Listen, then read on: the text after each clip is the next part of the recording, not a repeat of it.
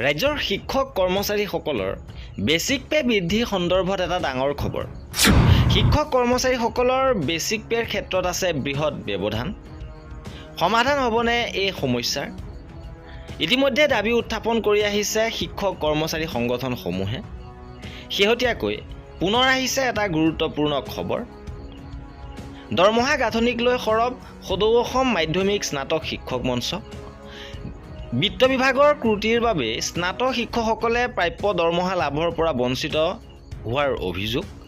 2017 চনৰ 17 মাৰ্চৰ আগে পিছে নিযুক্তিপ্ৰাপ্ত শিক্ষকৰ বেচিক পেৰ বৃহৎ ব্যৱধান।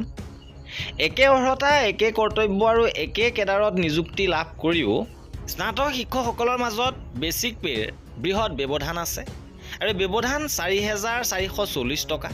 ফলত শিক্ষকসকলৰ মুঠ দৰমহাৰ 9,000 পৰা 13,000 টকালৈ প্ৰভাৱ পৰে। একমাত্ৰ বিত্ত বিভাগৰ আৰোপী কাৰ্যকৰীকৰণৰ সময়ত কৰা ত্ৰুটিৰ বাবে এই স্নাতক শিক্ষকসকল বঞ্চিত হ'ব লগা হৈছে। এই অভিযোগ কৰিছে সদৌ অসম মাধ্যমিক স্নাতক শিক্ষক মঞ্চই।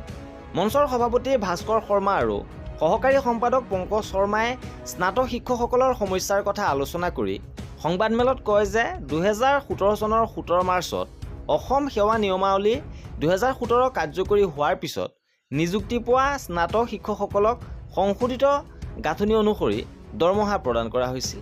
অৱশ্যে তেওঁলোকৰ দৰমহা পূৰ্বৰ পে বেন গাঁথনিৰ অন্তৰ্গত 5,200 পৰা 20,200 টকাৰ বেচিক পে পৰিসৰৰ ভিতৰত থকা ন্যায্য প্ৰাপ্য 6,660 টকাৰ সৈতে সামঞ্জস্য ৰাখি নিৰ্ধাৰণ কৰাৰ পৰিৱৰ্তে 5,200 টকাৰ সৈতে সামঞ্জস্য ৰাখি PB2ত থকা সৰ্বনিম্ন বেচিক পে 14,000 টকা আৰু গ্ৰেড পে 8,700 টকা নিৰ্ধাৰণ কৰা হ'ল। ইয়াৰ ফলত তেওঁলোকৰ প্ৰাৰম্ভিক মূল দৰমহা 22,700 টকা হয়। 2010 চনৰ 28 জুলাইত কাৰ্যালয় স্মাৰকপত্ৰ অনুসৰি স্নাতক শিক্ষকসকলৰ বাবে প্ৰাৰম্ভিক মূল দৰমহা 6,660 টকা, বিত্ত বিভাগৰ জাননী অনুসৰি 3,300 টকাৰ গ্ৰেড পে ধাৰ্য কৰা হৈছিল। এই প্ৰাৰম্ভিক বেচিক পে আৰু গ্ৰেড পেৰ ওপৰত ভিত্তি কৰিয়ে পূৰ্বৰে পৰা কৰ্মৰত স্নাতক শিক্ষকসকলৰ কাৰ্যকালৰ বাৰ্ষিক বৃদ্ধি অন্তৰ্ভুক্ত কৰি দৰমহা পুনৰ নিৰ্ধাৰণ কৰা হ'ল।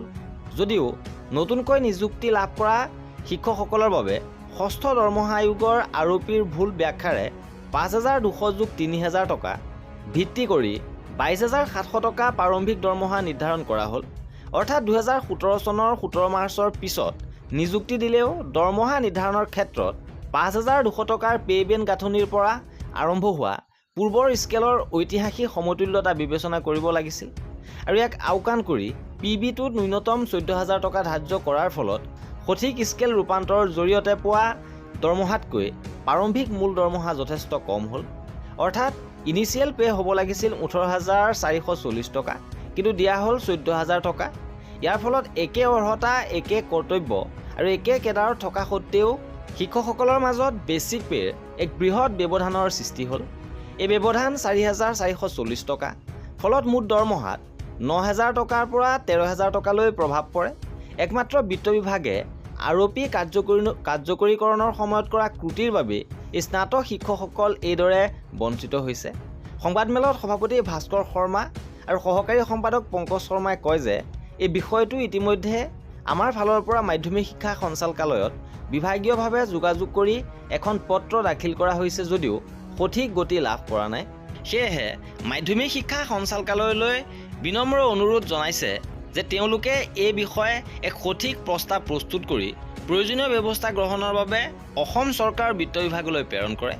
ইয়াৰ লগতে বিত্ত বিভাগকো অনুৰোধ জনোৱা হৈছে যাতে তেওঁলোকে প্ৰয়োজনীয় পদক্ষেপ গ্ৰহণ কৰি প্ৰতিগৰাকী মাধ্যমিক স্নাতক শিক্ষকেই যাতে 2026 চনৰ মাৰ্চ মাহৰ পৰা শুদ্ধ দৰমহা পাবলৈ সক্ষম হয় আৰু ভুক্তভোগী শিক্ষকসকলৰ ন্যায়ৰ স্বাৰ্থত এই বিষয়টো হস্তক্ষেপ কৰি সমাধান কৰিবলৈ অসমৰ সৰ্বকালৰ শ্ৰেষ্ঠ মুখ্যমন্ত্ৰী ডক্টৰ হিমন্ত বিশ্ব শৰ্মাক বিনম্ৰ অনুৰোধ জনাইছে।